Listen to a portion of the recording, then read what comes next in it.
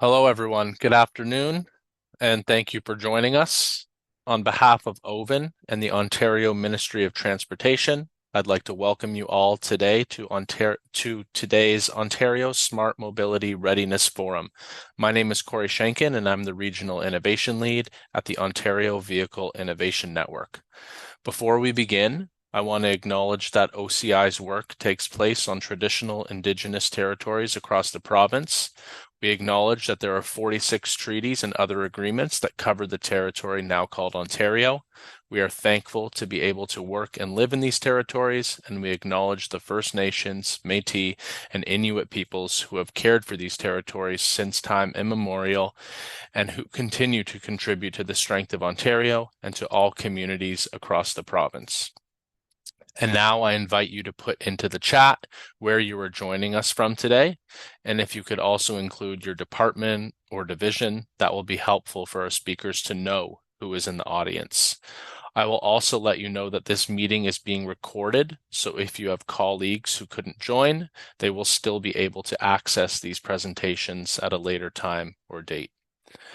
For those who are new to this group and may be curious to learn more about OVIN, let me begin with a very brief overview. OVIN is an initiative of the Government of Ontario that was established to catalyze innovation in the automotive and mobility sector.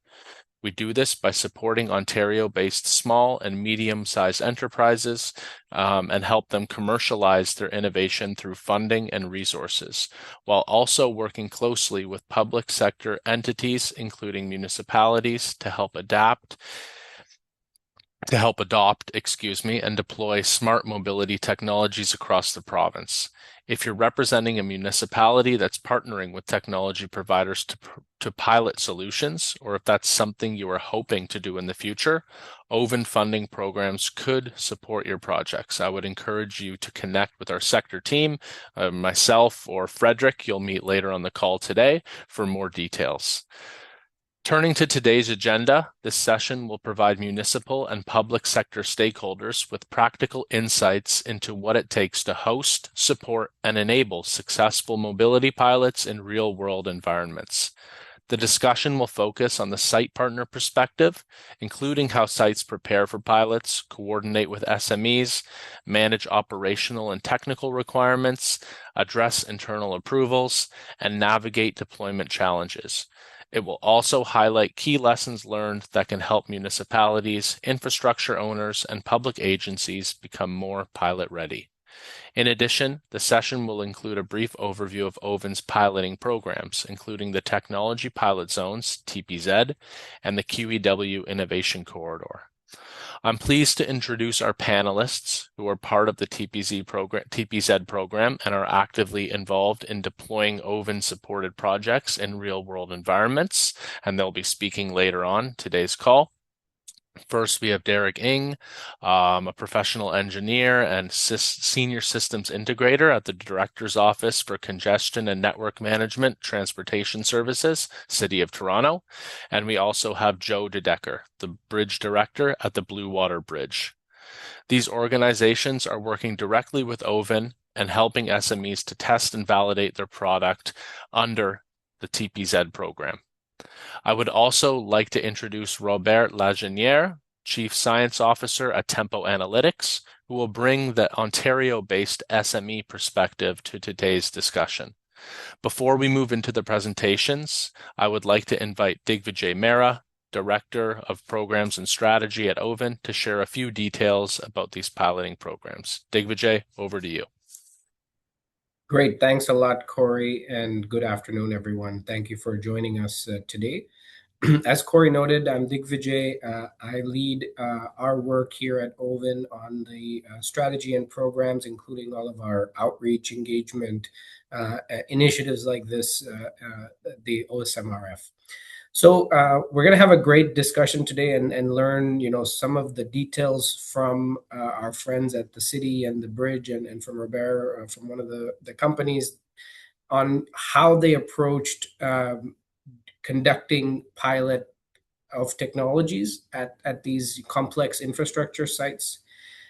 Before we get into it, I wanted to give, maybe a higher level overview of how OVIN has kind of gotten here, You will hear a little more detail from both Frederick and Corey on what those two programs are that we're currently operating, and how the mechanics work, how companies can apply and how pilots are assessed, and what kind of supports we provide. But in terms of the big picture, what I wanted to share is that, of course, OVIN, the Ontario Vehicle Innovation Network, we have a large spectrum in terms of the kinds of projects that we support, the kinds of programs we operate. And these piloting programs are near the end of that innovation continuum. And so we are, of course, operating regional sites and an incubator program to help, seed some of these early ideas. We have a research and development partnership fund, which provides funding to get these ideas to a commercialized kind of stage. And then these piloting programs are part of the near the end of that continuum, where we are looking to get technology that's being developed here in Ontario in live environments so that it can be piloted. And of course, we are doing that through funding being provided from our provincial and federal governments, and those are the two programs: the provincially funded MTO funded QEW Innovation Corridor, as well as the federally funded tech pilot zones. And the federal funding and OVIN's administration and administering of these programs are two critical components, but most also importantly is participation from our site partners, because where the pilots take place is the most critical piece of this stage of our commercialization support. And so, when it comes to that, one thing I wanted to share big picture is that many of you may also be interested in either doing this on your own or partnering with us at OVIN to help facilitate these pilots. And we do welcome those conversations. We'd be, happy to help you think through, what are the resource requirements, what are the, kind of critical pieces that are necessary to put into place to get to a stage where we could, set up something more systematic like this in partnership with you and your organizations. And we very much welcome that. But, participating in an OVIN program is not, of course, the be on end all. And as an initiative of the Government of Ontario, we wanted to put this session together to get the ball rolling and give you ideas on, whether or not it is, in a large kind of consolidated program like the ones we operate, or whether they are, more smaller, time limited or narrower projects that you operate on your own. What are some insights that may help you, with the development or designing and the deployment of these kinds of pilot initiatives? So that's what I wanted to share. Big picture. We beyond, of course, operating this program, we do have the larger mandate of supporting the exchange of information and best practices when it comes to innovation, especially in the auto sector. And that's kind of really the inception for the topic for today. So again, please do reach out, follow up after this call if you're interested in learning more or getting involved with our programs. But of course, it's not a one size fits all, and we'd love to work with you to see what's possible for your relevant organization or jurisdiction. So I'll leave it at that, and you'll hear a lot more on the details on what we're doing and insights from our partners. So thank you very much, and back to you, Corey. Thanks, Digvijay. Thanks for sharing that information. So as Digvijay mentioned, if you have any questions about getting involved with one of our piloting programs, don't be afraid to reach out to us. I'll also make note that if you have any questions or comments that you think of during today's session, just please put them in the chat. And we do have some time set aside near the end of today's event to address different questions. So now on to today's agenda. We would like to start with giving you all a brief on our OVIN piloting programs. So with that, I'd like to invite my colleague Frederick Anderson, another regional innovation lead at OVIN, to lead the presentation on the QEW Innovation Corridor. Frederick, over to you. Thanks so much, Corey. So yes, could you perfect. Thank you so much. So I will talk about the QEW Innovation Corridor, which is a piloting program, as all the programs we'll be talking about today, and we're doing it together with the Ministry of Transportation Ontario, MTO, because they're the main funder of this program. And so if you move to the next slide, please. The background for why this program came about is, well, anyone who's driven on the QEW sort of noticed that we have a big population in Ontario that seems to increase, and that leads to more traffic and more congestion. And it's actually a very big market problem as well as a safety issue, which is why we need to find a new way to test out technologies, find new solutions to solve these problems. So if you move to the next slide. So the overview of the program is basically it's called QEW Innovation Corridor because it's on the actual QEW. It is funded provincially through Ministry of Transportation. As I said, MTO. The reason why MedCat is there as well, for those confused, is because MedCat sponsors a lot of activities by OCI, so that's why we mentioned them as well. But the money specific for this program still comes from MTO. But OVIN are sort of managing and doing the program management for this and finding the companies that would pilot technologies.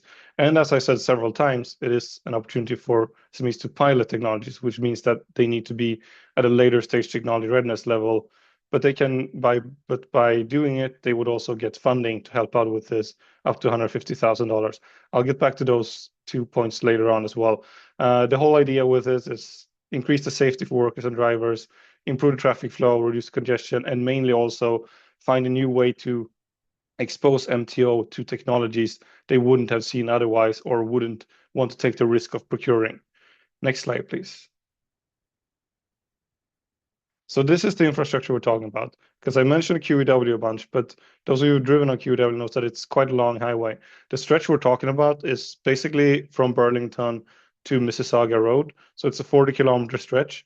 There's a lot of construction and roadwork going on at the later part of the QEW, the one that's closest to Toronto. But they have the whole stretch, and depending on what they need, they could either use the full stretch or specific intersections or post. It all depends on the needs of the company. Next slide, please. So eligibility requirements for joining this program as a pilot participant is that you need to be an SME, which is less than 500 employees, can't be engaged in other OVIN projects. You need to have meaningful presence in Ontario, and then again, the later stage technology readiness levels, which means you have a prototype ready or a product ready for the actual operational environment that it's supposed to be used in. So this is for later stage technologies. I will go back to why I said participants, because we have partner stream as well, and where these eligibility requirements are not really in effect, but I'll get back to that later as well. So next slide, please. So the challenge statements that we started with in this program was work zone safety and queue warning. So those are the areas that MTO has highlighted that they need assistance with. They want to find new technologies in.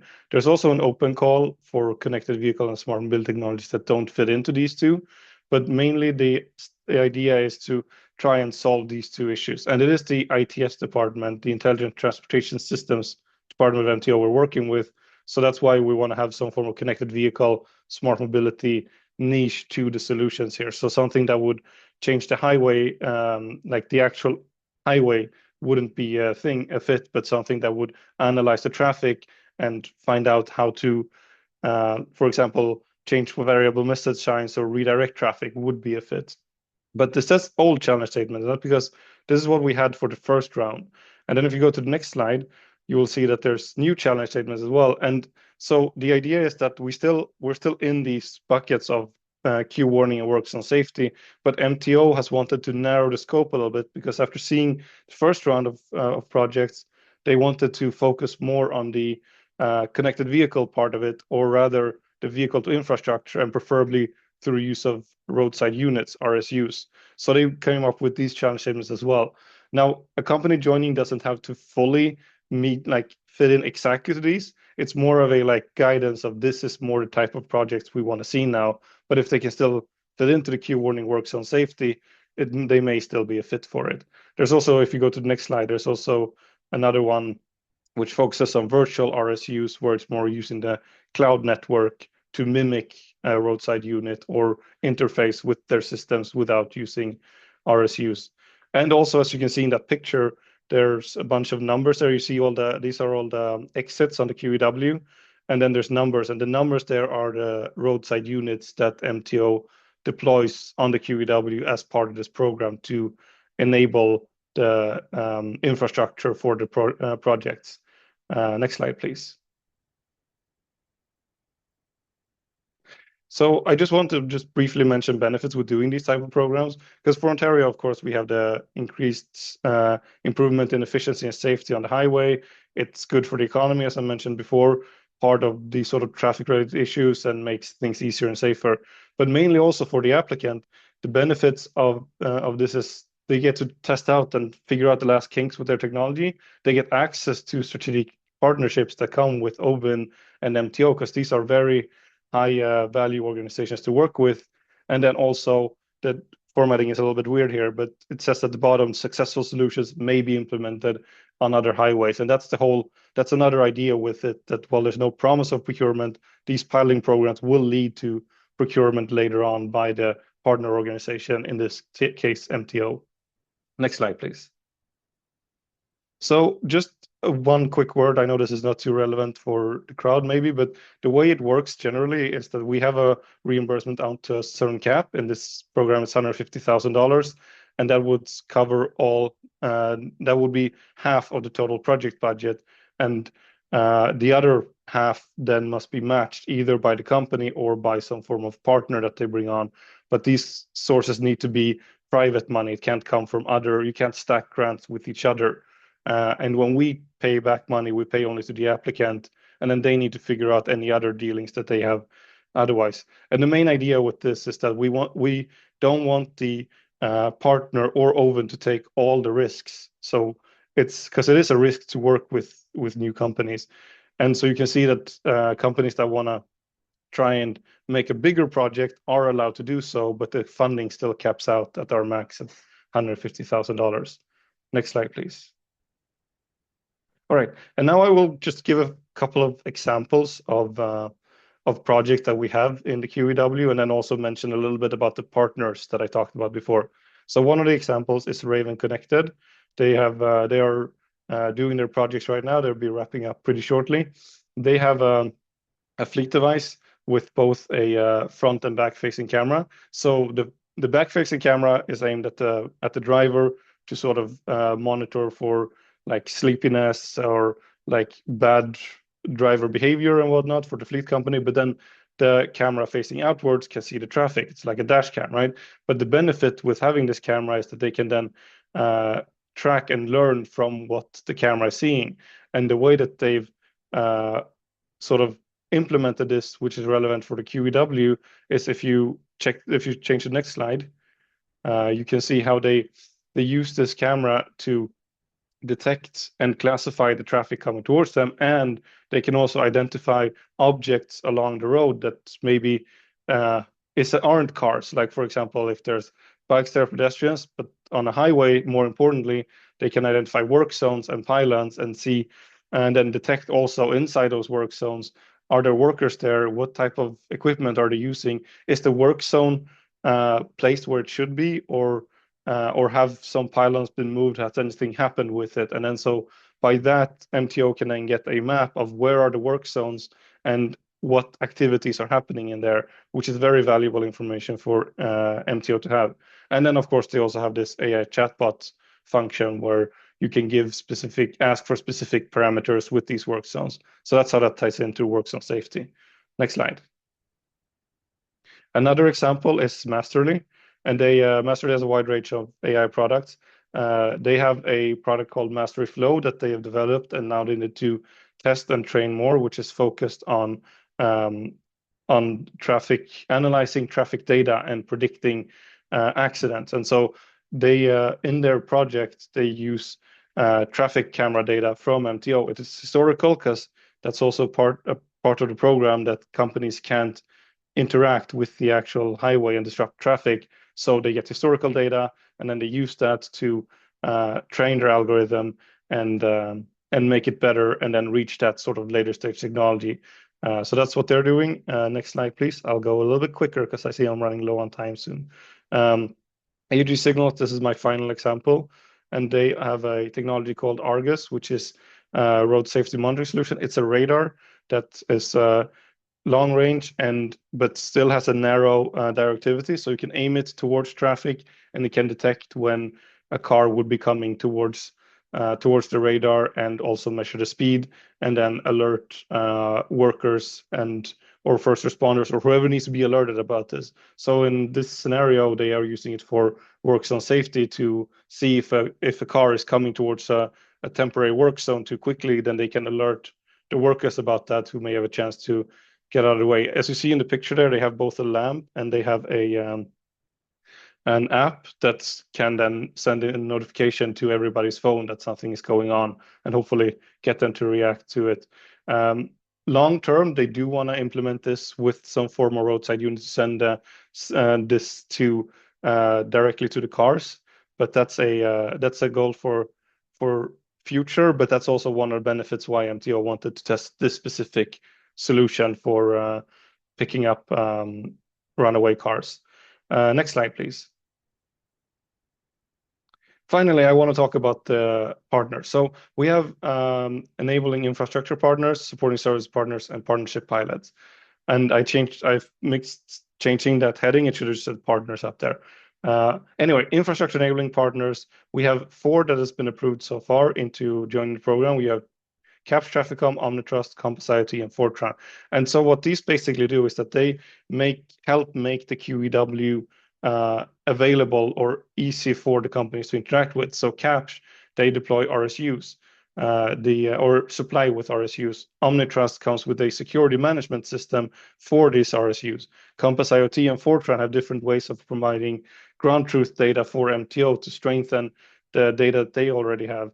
And then supporting services, you have a company like Ramuden, which has a lot of worksite equipment and can get access to the work sites because MTO doesn't own them, right?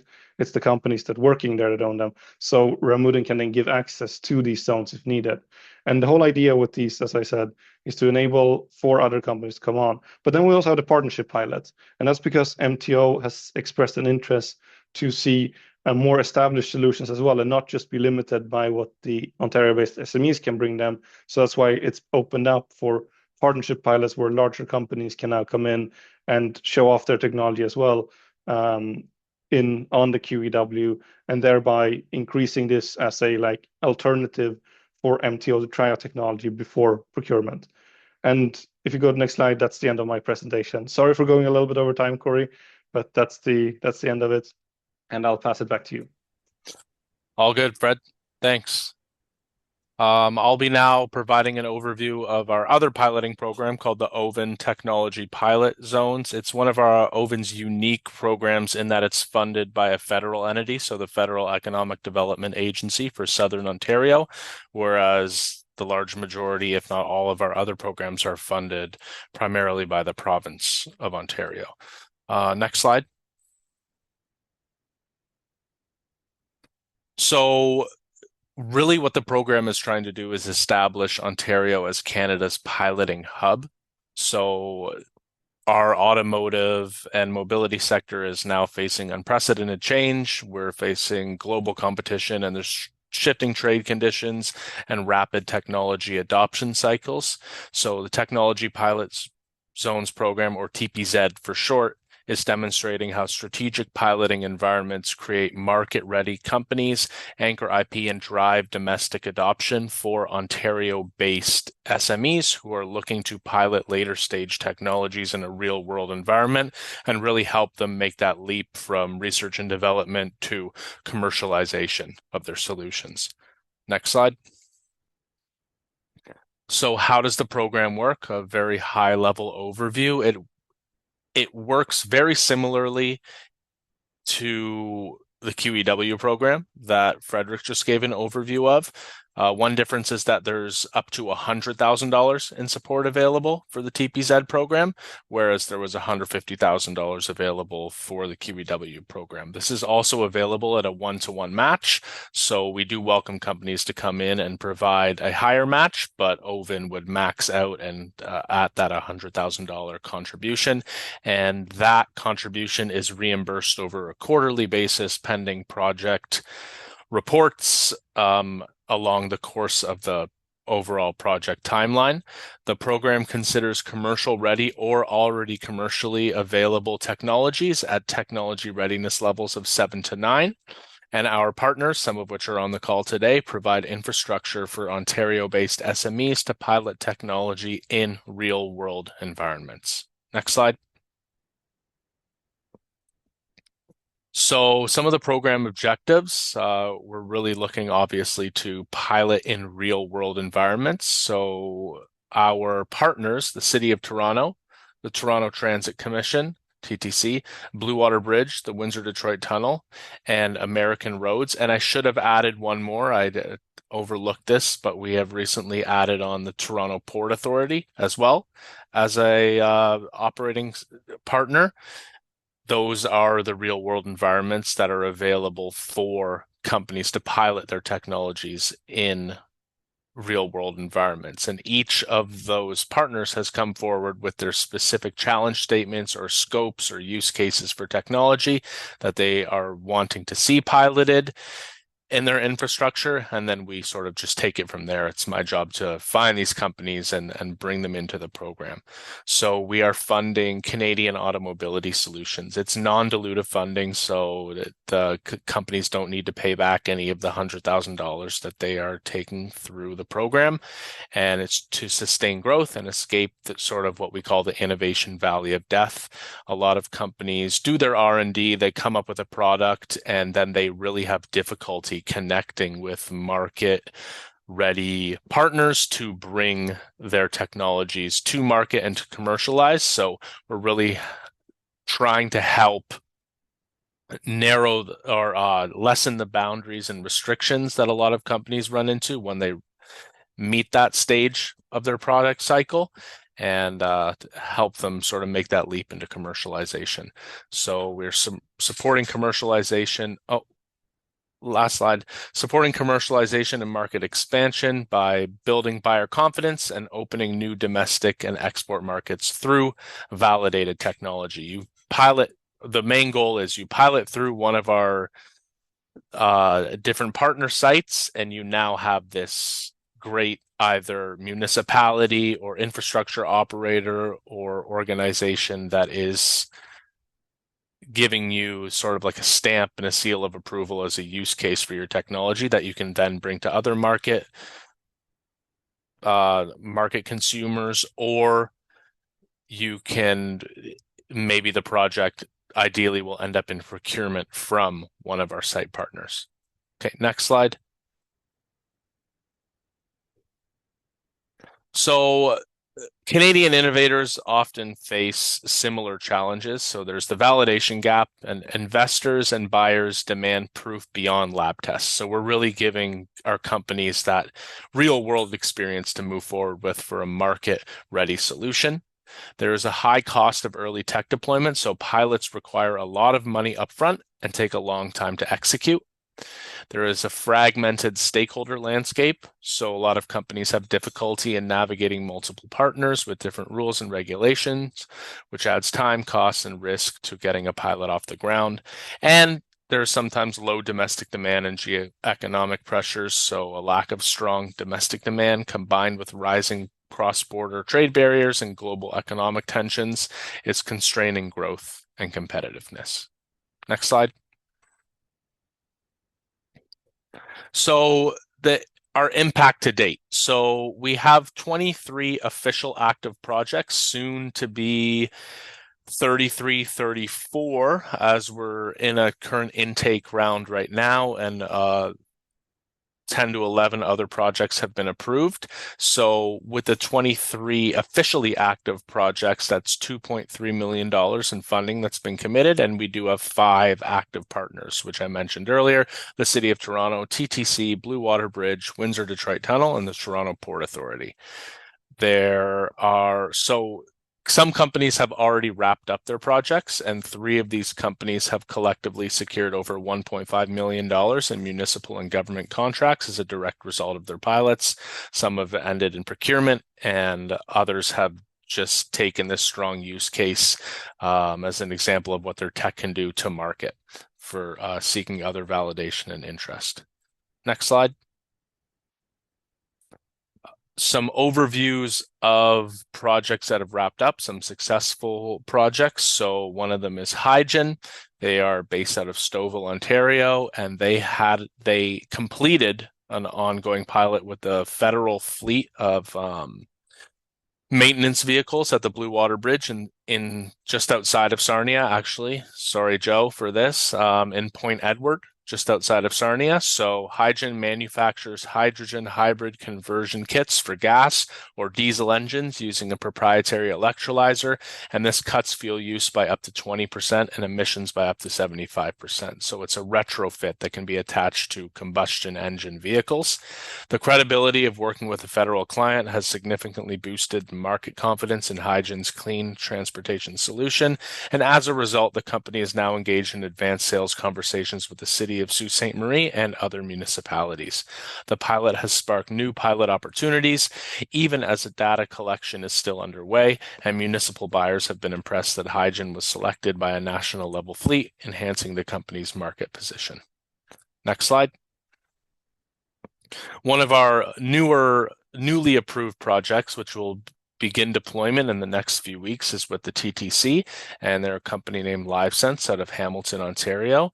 They engineer an infrastructure layer that defines how cities will operate in the 21st century. So it's founded by 3 McMaster University graduates, and they're really seeking to build an urban nervous system, a continuous real-time intelligence platform that transforms every transit vehicle into a city-scale sensor. So what they are looking to do is deploy 50 plus Remora sensors. They're retrofits that can be installed on any standard type of vehicle across a TTC fleet, with room to scale further based on vehicle availability. And these units can mount on buses, streetcars, and wheel-trans vehicles to capture the full operational diversity of Toronto's transit network. So what the tech does is there's many sensors on these retrofit bars that can detect the sort of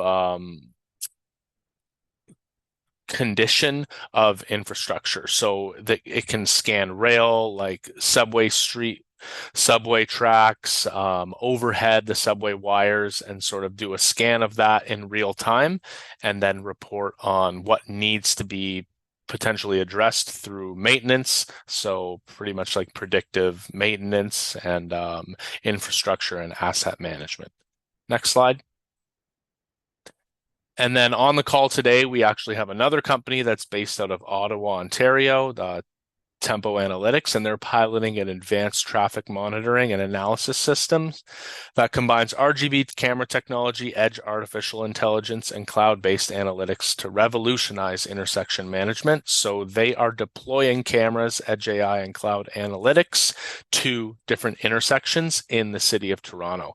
These cameras are capturing detailed video, which is processed in real time by Edge AI to detect and classify objects such as different classes of vehicles, micromobility, and pedestrians. And it ensures privacy through anonymization and minimizing data transmission. The resulting data is then aggregated and analyzed in the cloud to identify safety risks, traffic flow inefficiencies, and provide actionable insights for city planners through comprehensive dashboards and reports.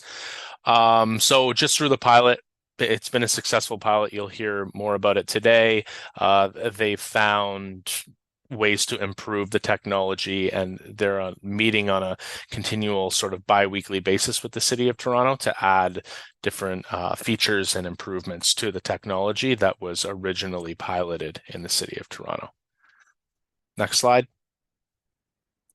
We have some partner perspectives here. I'm not going to go into details about I'm not going to read every quote word for word, but definitely seeing some happy site partners as a result of this program. Next slide. So some TPZ outcomes, we're really looking at de-risking innovation, driving domestic demand, strengthening global trade resilience, and strengthening public-private innovation networks. Next slide. And why does this matter now? So Ontario is seeking to be a global leader and a strategic sandbox for piloting of automotive and mobility technology solutions, even in global instability. We're really looking to become an innovation flywheel. So more pilots lead to more data, leading to more confidence and more investment and confidence in Ontario-based SMEs. It's also just bringing to light that there are Ontario-based SMEs that can do this type of work.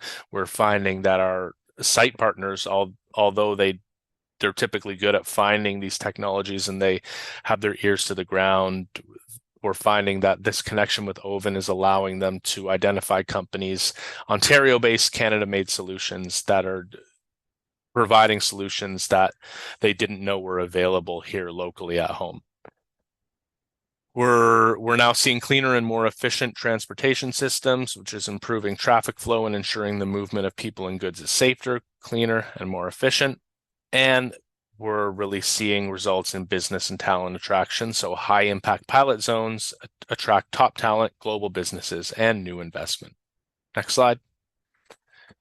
And we're looking to expand the vision. So hopefully advancing TPZ's role as Ontario's premier platform for piloting and commercializing automobility technologies. So we're aiming to complete 42 pilot projects by the end of December 2026, which we are on track to do. We are looking at expanding use cases, hopefully, and supporting more projects in the future, further strengthening Southern Ontario's role as an automobility piloting hub, and then enabling export readiness from a strong regional base. Next slide. And together we're building Canada's innovation advantage, and OVIN TPZ program proves that when Canadian innovators, have the right environment, they compete and can win on the global stage. And I believe that's the end of my presentation today. So thank you for that. I would now like to invite our panelists to share their experiences implementing these solutions in real-world environments, both as site partners and collaborations with SMEs through the deployment process. So the first individual I'm going to call on today is Derek to represent the City of Toronto and share his experience. Derek, over to you. All right. Good afternoon, and thank you, OVIN, for having us and putting on this great event. We're so excited to share our experiences with our OVIN TPZ projects so far. My name is Derek, Derek Ng, Senior Systems Integrator here at the City of Toronto. I'm joined here by my colleague and my boss, actually, Mr. Sunny Petrikic. We both work in the congestion and network management section in transportation services. Our director, Mr. Roger Brown, couldn't make it today, but sends his regards. Our partnership with OVIN is only possible under the leadership and guidance under Roger. So we want Ontario businesses to succeed. We want to be moving people and traffic safely across our city streets with innovative technologies. We want to be part of this innovative ecosystem. All right, we can move on to the next slide. In today's presentation, we'll be talking about how OVIN TPZ projects started at the city, our formal processes, our current projects, and our challenges and lessons learned. Next slide, please. So before OVIN was in the picture, back in 2019, we had the Transportation Innovation Zone at Exhibition Place, where we test piloted micromobility, automated snow plows, and various other technologies, just within the confines of the X grounds. Next slide, please.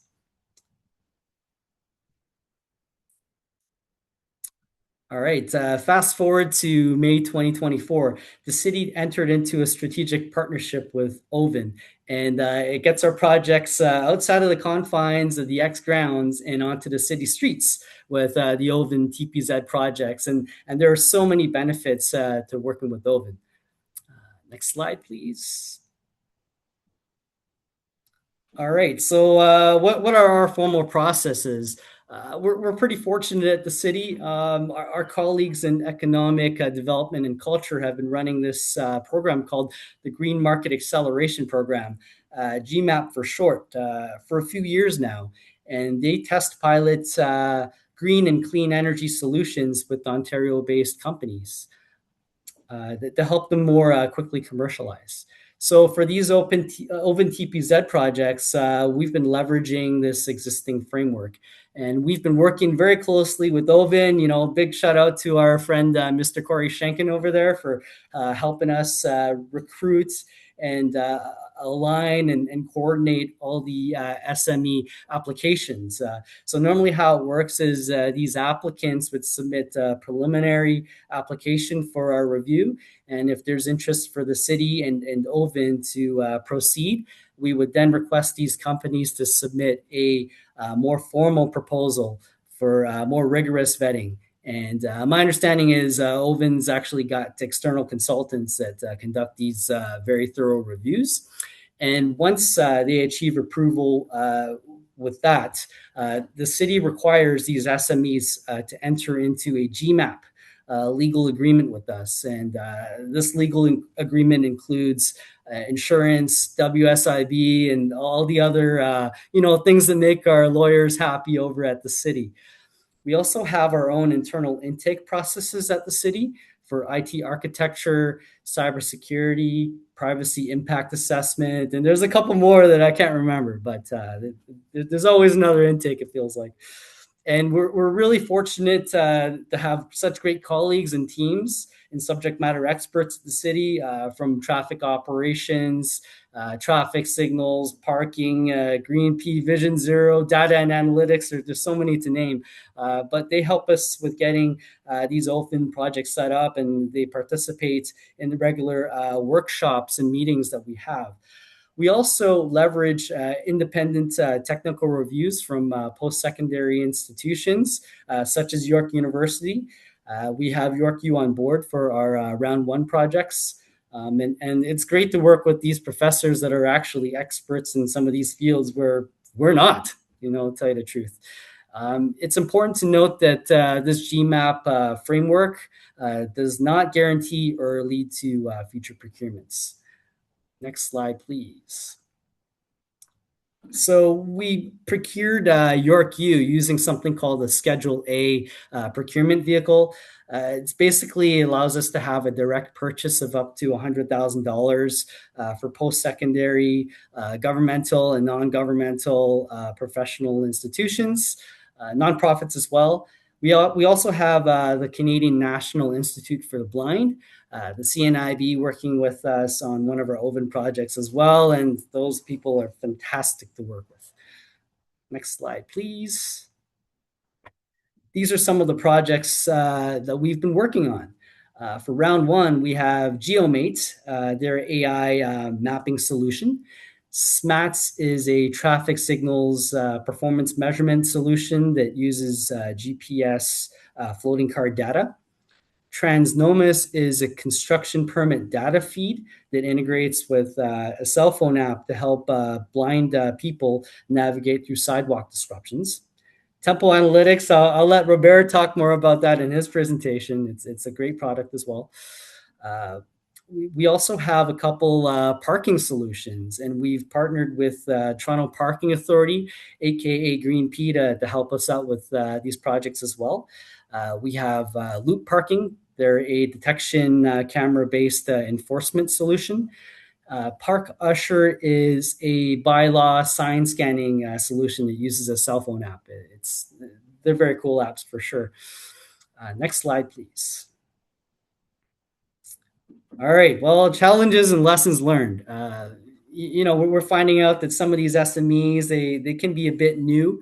Maybe they're not even from our sector, or that they've never worked with government agencies before. So a little bit of patience and guidance goes a long way in getting these projects to the finish line.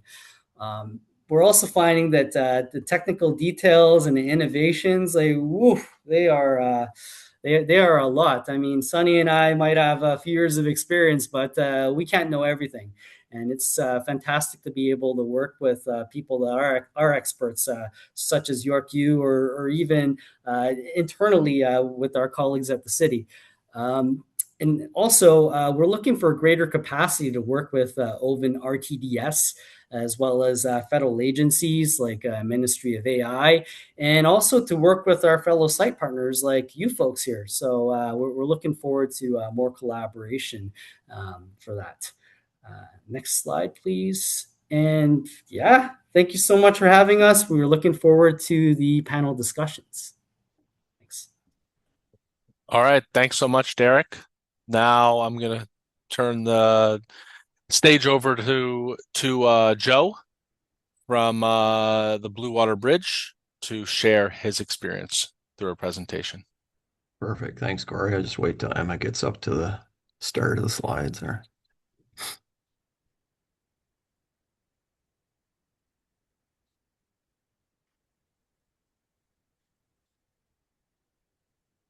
There we go.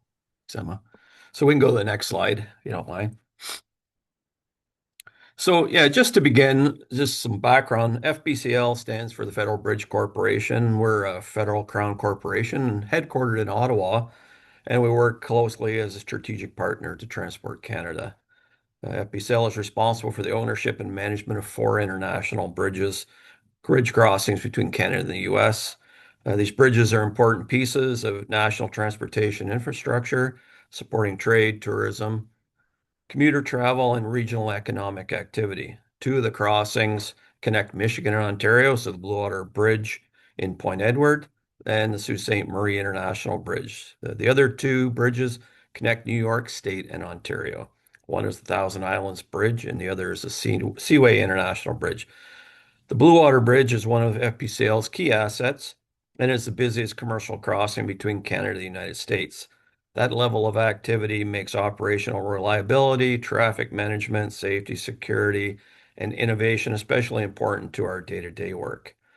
For our initial discussions and implementation of the pilots when we were meeting with the SMEs and with the OVIN team, it was myself, our chief operating officer, and our director of IT. And then as we went beyond that, it became the rest of our maintenance, operations, and engineering team members that we included in the pilots. And you may think that your situation is either too complex or maybe your situation, you're too small an organization to make this work, but really you're not. OVIN has done a great job helping us work through all these different scenarios and been very successful in meeting through it. And as Corey said, my name is Joe DeDecker. I'm the bridge director. Sorry, next slide, Emma, please. I'm the bridge director here at Blue Water Bridge, and I'm responsible for the day-to-day operations, future planning. I've been here over 23 years. Blue Water Bridge is a critical international crossing between Point Edward, Ontario, and Port Huron, Michigan. It connects Highway 402 and Interstates 94 and 69 in Michigan, making the site an essential trade and transportation corridor between Canada and the United States. FBCL operates and maintains the Canadian portions of the bridges and the Canadian Plaza, which means our work is closely tied to border movement, traffic flow, safety, maintenance, customer service. Over the last 4 years, we've also implemented a new toll system that uses RFID tags, which is a change from previous systems. And in addition to improving payment processing, that system gives us better visibility into traffic activity, helps us track movement through toll environment. We also work closely with a number of major stakeholders, including Michigan Department of Transportation, Canada Border Services Agency, U.S. Customs and Border Protection, and the Ontario Minister of Transportation. Coordination with those partners is essential because decisions at the bridge can affect traffic operations, border processing, safety, infrastructure, and traveling public on both sides of the border. And our staff are responsible for the bridge maintenance, snow removal, salting, toll collection, traffic management, asset management, and security here at Border. Next slide, Emma. We regularly review our problems, needs, and opportunities. One of the main priorities was improving vehicle throughput. As a high volume international crossing, even small improvements in traffic flow, lane utilization, and queue management can have a meaningful impact on customer, staff, and overall border efficiency. Another important focus is maximizing toll revenue capture. We wanted to better understand how technology could help reduce missed transactions, improve visibility into lane activity, and support more consistent toll collection processes while maintaining customer service and operational reliability. Our staff scheduling was also a key consideration. Traffic volumes at the border can fluctuate significantly based on seasonality, incidents, border conditions, and special events. Having better data and more predictive tools can help us align toll lane staffing with actual operational demand. Health and safety is another driver. Any technology introduced into the operating environment may help reduce risk exposure for staff, contractors, customers, and the traveling public. That includes limiting unnecessary lane closures, improving situational awareness, and supporting safe work practices. We also saw an opportunity to acquire or test equipment that could improve fleet maintenance and support our maintenance teams. For a bridge operation, reliability of equipment and vehicles is critical, especially during weather events, peak travel periods, or emergency response situations. Finally, minimizing bridge lane closures was a major operational consideration. Lane restrictions can affect traffic flow, customer experience, revenue, and safety. The pilot could provide an opportunity to explore whether new technologies could help us gather information, complete inspections, or support operations with less disruption to the traveling public. We're obviously looking as part of this partnership to see what we could expose FBCL to with new technologies that we wouldn't normally see. Next slide. So from a planning perspective, our focus was to explore technologies, and this started back in 2020, that could improve traffic management and give us better predictability in our daily bridge operations. For an international crossing, being able to better understand traffic patterns, anticipate demand, and respond to changing conditions is critical to maintaining safe and efficient movement across the bridge. In 2022, we formalized that direction by signing an MOU with OVIN. That agreement helped establish a framework for collaboration and allowed us to begin looking at how innovation and pilot projects could be applied in a real operating environment. By 2024, we took the next step and signed on as an OVIN Technology Pilot Zone site partner. This positioned the Blue Water Bridge as a practical test environment where SMEs could evaluate technologies under actual infrastructure, traffic, safety, security, and operational conditions. Also in 2024, we welcomed our first SME on site. That was an important milestone because it moved the partnership from planning into deployment. It also gave us the ability to begin testing how these pilots would work in practice, including site access, coordination with staff, safety requirements, data needs, and operational impacts. At the Blue Water Bridge, the pilot opportunities were tied directly to practical operational needs. From our perspective, the goal was not to simply test new technology for its own sake, but to determine whether these tools could support safer, more efficient, and more resilient bridge operations. Since then, the program has grown significantly. We have supported 13 pilots to date, with another 4 to 6 new pilots anticipated in 2026.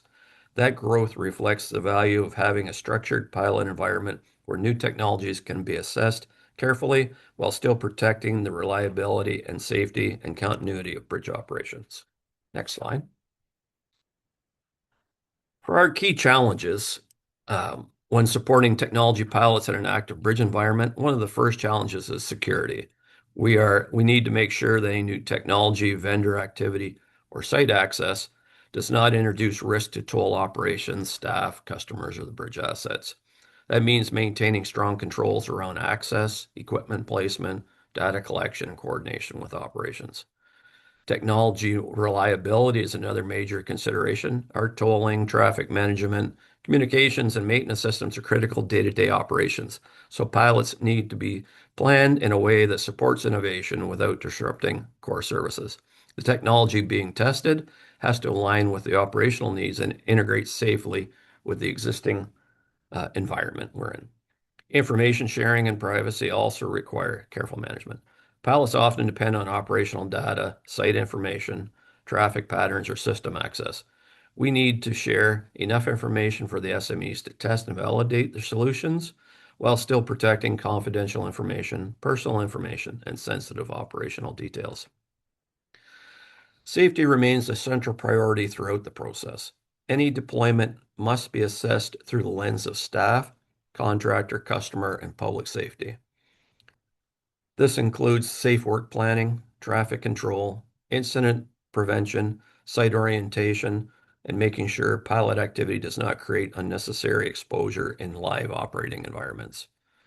Infrastructure is another practical challenge. We are working within an existing bridge environment with aging assets, ongoing maintenance demands, limited lane availability, and competing operational priorities. Pilots need to be designed around those constraints so that testing can occur without compromising safety, reliability, or efficient bridge operations. Next slide. Lessons learned. One of the most important lessons we learn is the need to maintain operational flexibility. In a live bridge environment, conditions can change quickly due to traffic volume, staffing, availability, system performance, weather, incidents, or competing priorities. Pilots' plans need enough structure to keep the work controlled, but enough flexibility to adjust without affecting safety, toll revenue, or service continuity. Another key lesson is to engage SME teams early and consistently. SMEs understand the technology, but site staff understand the operating environment. Bringing those groups together early helps identify limitations, field constraints, maintenance needs, user impacts, and potential risks for deployment. That input should continue through the planning, testing, implementation, and post-pilot review. Technology also has to be aligned with real-world operations. A solution may work well in theory, but it needs to fit within existing toll lane workflows, traffic management processes, communication systems, maintenance response, cybersecurity expectations, and data requirements. The objective is to have technology support the operation, not create additional complexity for staff or customers. Clear governance is also critical. Before a pilot starts, the rules, standards, access requirements, escalation paths, operating procedures need to be clearly defined. This reduces ambiguity for staff, SMEs, and partners while supporting accountability and compliance with safety, privacy, security, and operational requirements. We also learn that external expertise has value when specialized knowledge is required. Not every technical issue can be or should be handled internally. Consultants, vendors, engineers, educational institutions, or technical specialists can provide support in various areas. Excuse me. Strong working relationships with SME teams make a major difference. When communication is open and trust is established, issues are easier to resolve, decisions are better informed, and adoption of new processes or technology is more successful. Finally, it is important not to overcommit resources or timelines. Pilot work still has to compete with day-to-day operations, maintenance priorities, procurement timelines, funding availability, testing requirements, and staff capacity. Realistic commitments help reduce implementation risk and protect the level of service expected here at the bridge. Next slide. Here are examples of some of the SMEs that we had working for us. The one under the UAV focus, which are companies that used UAVs to carry out their work. The one company I would just briefly talk about is Cone Labs. So Cone Labs pilot focused on using UAV technology to support bridge inspections and asset management activities. Instead of relying only on traditional visual inspection, Cone Labs utilized UAVs to capture digital imagery of the bridge structures from areas that may be difficult, time-consuming, or disruptive to assess. Then those images are processed into a virtual 3D representation of the structure. The value of that model and how it can help support structural view analysis in combination with our annual bridge inspection requirements is immeasurable. It gives the engineers and maintenance teams another tool to better understand asset condition, identify areas of concern, and support future maintenance, all while reducing lane closures, improving safety by not having to have staff up and climbing up on the bridges to get right up and personal with the facilities. Under the CCT focus, companies that we've had, the one I'll briefly speak about is Traffic Survey Analysis, TSA. They focused on traffic counting and differentiation, how vehicles move through and around the bridge environment. Their technologies supported traffic counting, flow analysis, vehicle classification, and speed monitoring, which gives us a more detailed picture of traffic behavior beyond what we can see from general observations alone. For high volume border crossing, this information is valuable because traffic conditions can change quickly based on border processing, commercial volumes, incidents, weather.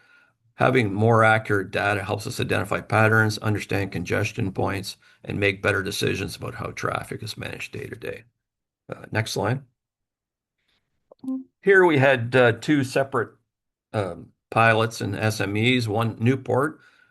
From February of 2025 to January of 2026, Newport Robotics conducted a truck platooning and autonomous freight project at the Bluewater Bridge and area. The work focused on understanding how autonomous systems perform in a border-adjacent environment where operational complexity defines how freight moves. The project was designed with future cross-border freight operations in mind, including platooning scenarios between Ontario and Michigan. The initial work focused on the Canadian side of the corridor, enabling Newport to concentrate on one of the most operationally complex segments of the route. And then the other company, which Corey alluded to and talked about earlier, was HiGen. And HiGen did their pilot here at Bluewater Bridge. And based on the pilot and some of the subsequent testing and results, we actually purchased 3 of the HiGen units and had them installed in 3 of our maintenance vehicles, which we're continuing to test and monitor, but looking forward to future expansion of that project if it continues to prove out the way it did. And next slide, and that's it for me. Thanks, and we'll questions when everybody's ready at the end. Thank you. Okay, thanks for that, Joe. And then last but not least, Robert, I'll throw it to you for a couple minutes. We've heard how the pilots are being deployed and validated by site partners and SMEs. So now let's turn to OVIN's role and experience in supporting SMEs and site partners as they as they bring these projects to deployment. So with that in mind, Robert, I'll throw it to you for your thank you. experience. Thank you, Corey, and of course, thank you, OCI, for the opportunity, and thanks to Derek and Sonny, the City of Toronto, for their very valuable contribution in that project. So my name is Robert Lagagnère. I'm the Chief Scientist Officer of Tempo Analytics. I'm also a professor at the University of Ottawa.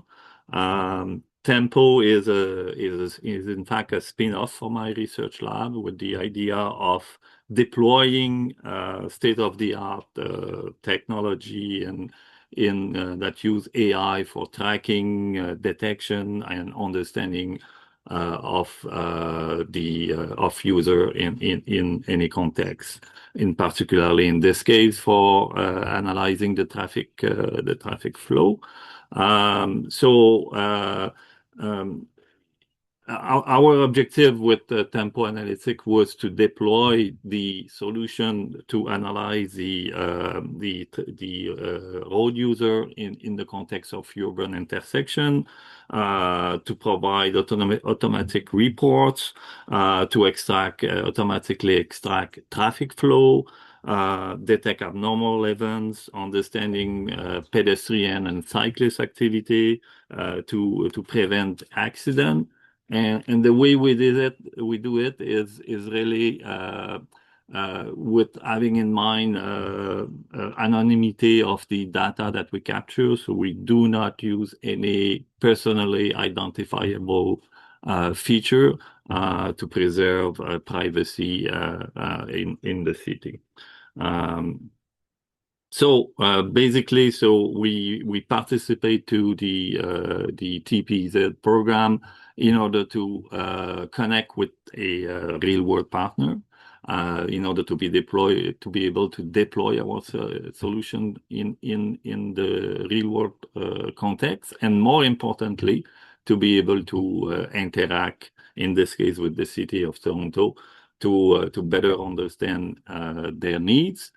And also to understand the operational process procedure in order to deploy such a solution and understand how this can be really used in the real world.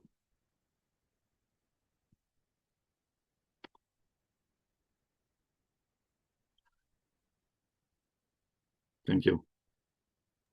Thank you, Robert. That was great. So we're going to move straight into a panel discussion now. So I have some questions for Derek, Joe, and Robert.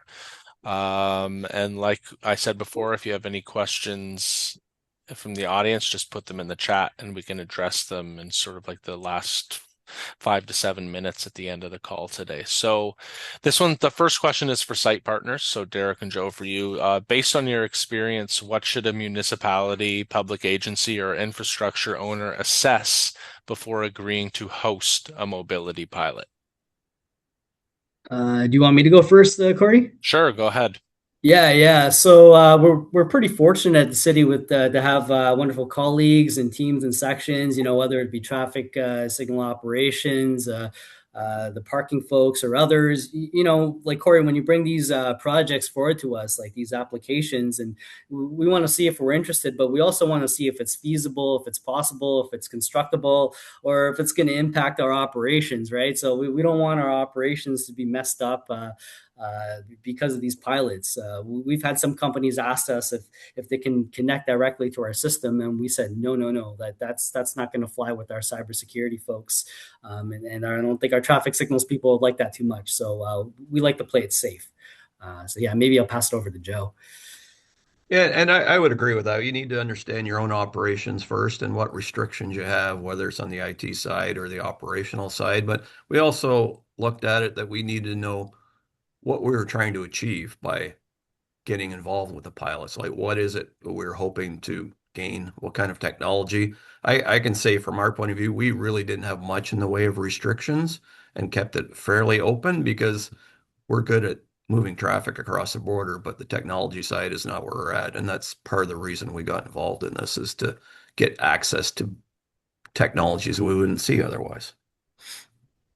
Okay, great. And I mean, on the other side of the coin, Robert, for you, what information would you need from a prospective site partner before determining whether a site is suitable for your technology? Well, in fact, what I would say is that it is very important to not rush into the deployment and making sure to talk with all the key players, making sure that the solution you will deploy will work. Because obviously, when it's the moment to deploy the solution, it's pretty demanding for the city and for the company as well, and you don't want to have to come back three, 4 times in order to reinstall or making changes. So you have to have a good discussion with the player, identifying the site. In our case, I mean, Toronto is a big city, so we have to identify the appropriate intersection. And when being at that intersection, once we quickly realize that we need to adapt our compute box in order to fit into the cabinet that were at that place. So that kind of thing, I mean, it has to be planned in advance. So and we were fortunate to work with Derek and Sonny. They are very patient, and we had many discussions in order to identify the right place. and to finally come up with the solution. And with the proper preparation, we were quite happy that we went there for a day or two, and everything was the setup was very successful, and because it was well prepared.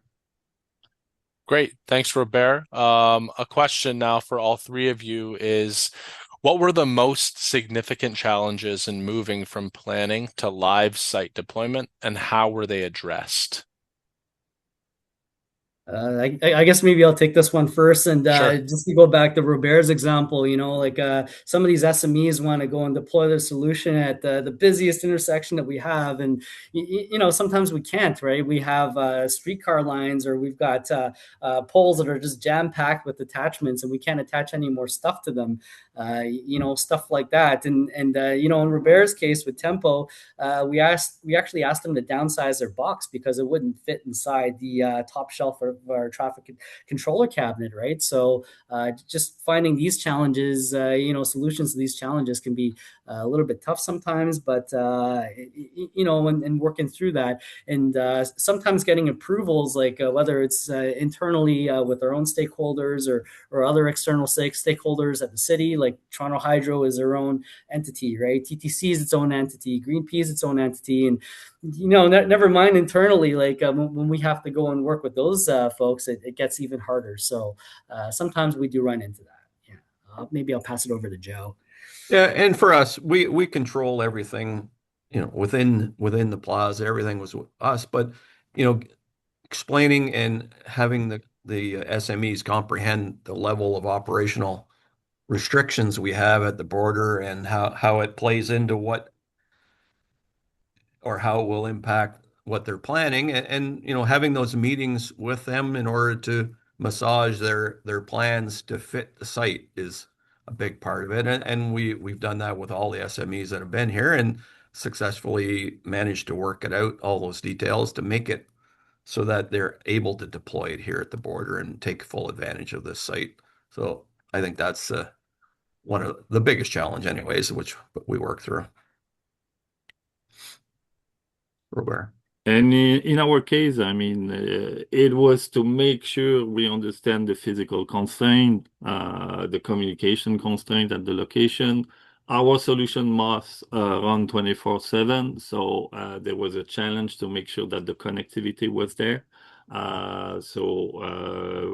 We made several tests in order to make sure that we can run without issue for a long period of time. And as we mentioned, just the size of the solution, and the height at which, in our case, we can mount the camera. So this has an impact also on the solution. So you have to have a solution that has the flexibility and the adaptability to understand the scene, even if it's not exactly what you expected at first, and you have to deal with the real world constraints. Okay, great. Well, just one or two more questions here. So another one I have is, this might be a difficult one to answer, but we'll give it our best shot. Once a pilot is completed, what evidence or outcomes are needed to determine whether the solution should be adopted, procured, expanded, or tested further? Yeah, so Corey, I guess that question is almost kind of like, how do we define success, right? It's Yes, something like that. exactly. Yeah, because I've talked with Joe about this offline, and it's so hard, right? Because all the pilots are all so different, right? And we have a running joke here where, if we install a camera up on the pole, if the thing doesn't fall off, we've already succeeded, right? So there's a lot of learnings, I guess, for the SMEs, and being able to deploy on our city streets, whatever technology that could be. And how do we define success? Like hopefully they get some learning out of it, but we also have independent technical reviews, and we have our own colleagues at the city that will help us out with looking at the results, and seeing if what they thought they would get is what they're actually getting, right? So I don't know if that's a great answer, but I'll pass it over to Joe. Yeah, and from our point, like I guess in our case, we've had upwards of 13 different pilots, and as Derek said, they're all different. They all have different outcomes, objectives. Uh, some of them, we've implemented or adopted some of the technologies. So to me, that's a good indication that they've achieved the original goal. But we do review the reports. We share them internally with our other uh, subject matter experts within FBCL, and we share them with our other three bridges as well, because what may not work here could, work for other situations and others. And we've had, meetings like this where we share it with other agencies or other sectors to get them to understand that maybe it didn't work for us specifically, or here's what they, resolved to get. This is how it worked out, and maybe somebody else picks up on it and says, yeah, you know what, maybe that works for us, and we'll look at that as well. Robert? Okay. And well, in our case, obviously, we had a list of features we wanted to implement. And for each of these features, we had the tests in order to validate and making sure they provide they extract the right information. But what's most important, and I think for to measure the success of such deployment for the SME is really if we learn something and if the deployment generate new ideas, and that's clearly the case. So we had uh, an initial objective, and now we have more and more idea of what we want to implement next.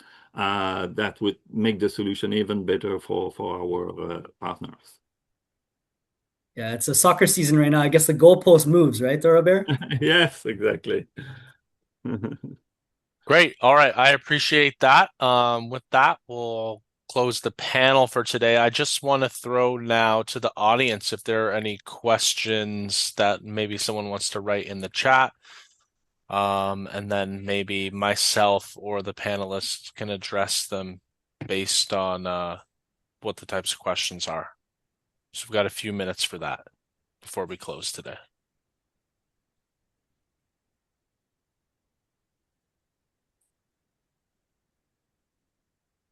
I don't see that any questions were. Oh, here we go. I have one from Chris. So, is there an opportunity for funding for in-house solutions developed by municipalities? Currently, no. OVIN's mandate is to support private sector Ontario-based SMEs. Now,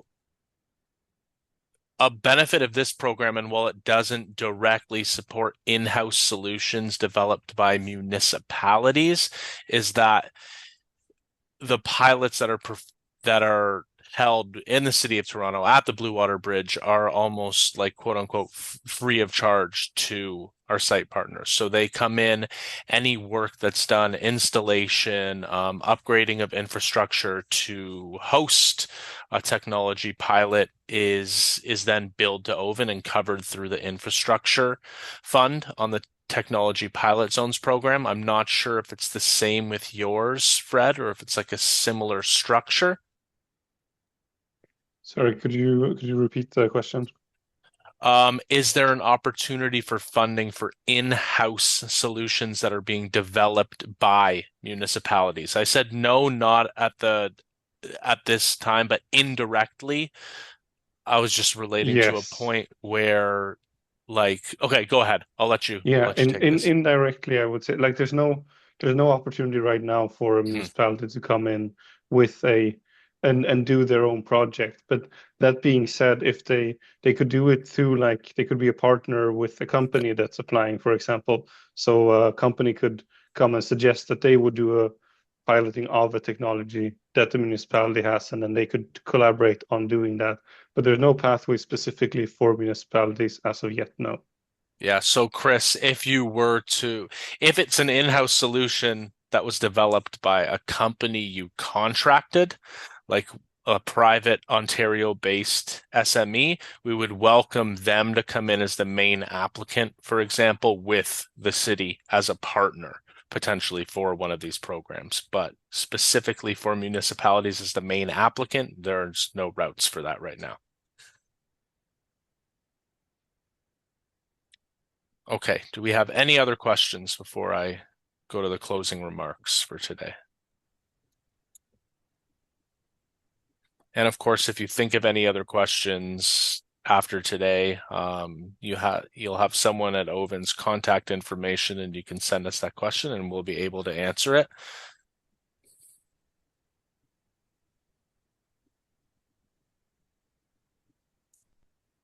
Okay, I don't see any other questions in the chat. So with that, I want to thank all of our panelists and attendees for joining today's discussion.